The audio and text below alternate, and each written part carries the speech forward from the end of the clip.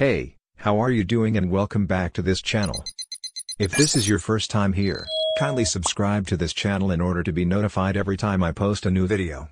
Controversial gospel artist Ringtone Apoko has managed to buy off one of the contestants in Eric Omondi's wife material show. Ringtone successfully paid Mwikali 100,000 to quit the much publicized competition. Earlier in the day, the comedian had warned the singer to stay away from his women.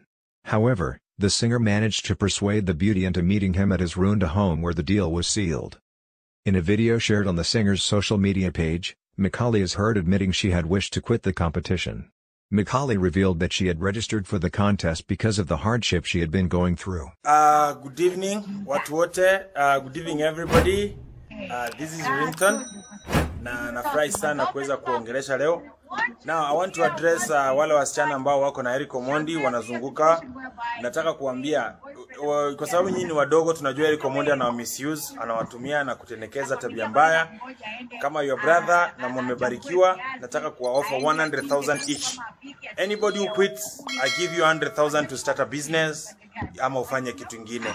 Tafadhali mtoke kwa hiyo kikundi ya Eric Omondi, ni mkora na mtu wa shetani, anapenda tabia mbaya. So tafadhali tokeni madada zangu wadogo na nitawapea shilingi 100, 100,000 kila mmoja mwenye anatoka. Mbarikiwe. Look for me. Few moments later, I gave them 100,000. 100,000 maybe siko nayo. I have to speak to other people about we believe together, we have the same faith. Tuna believe kwamba gospel inafaa ikuwe ndio iko mbele. So I had to speak to 1 or 2 people, and I thank God that we have the first bunch ya ile pesa ambayo wale watu wakiquit yenye watapata. Sasa the first 300,000.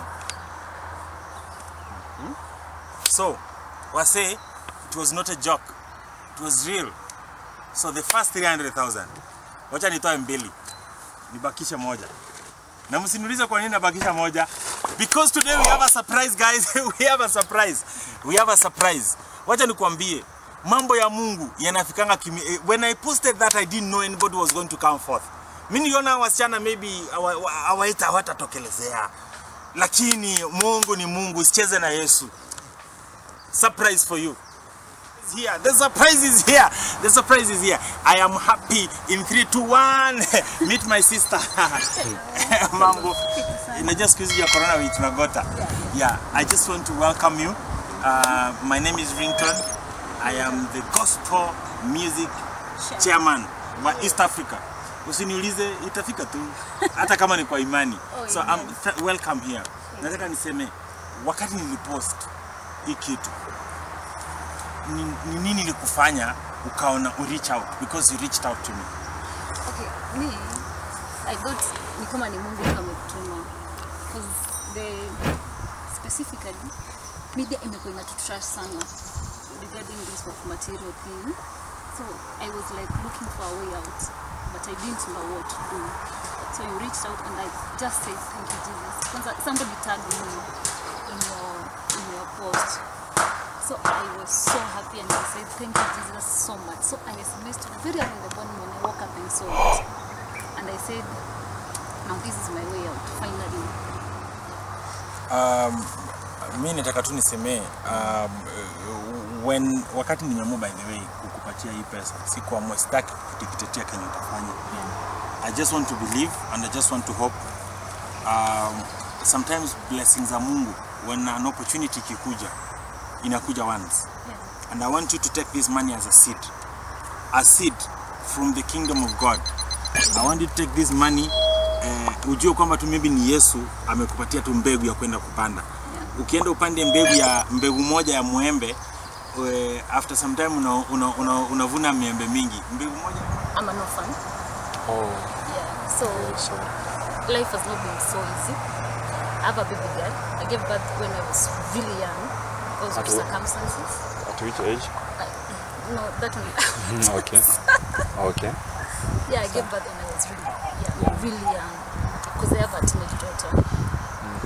Yeah, so how old is she? She's 13.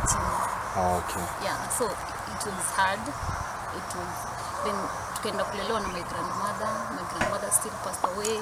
So life has been hard. Like my sister hakumaliza high school, hata alifika class 7 because of life. Oh yeah. So after I struggled, I managed to open a club, a small club in Tala. So then Corona hit us, and it hit us so hard. Oh, club ilikuwa this year. Club ilikuwa like last year, then mpaka this year niko nayo pale March. So Corona tukafunga for 6 months. Coming back was so hard. So I got an opportunity to get married to somebody I really like. But the competition proved me wrong, and the media proved me wrong as well, because they are calling us prostitutes. Okay.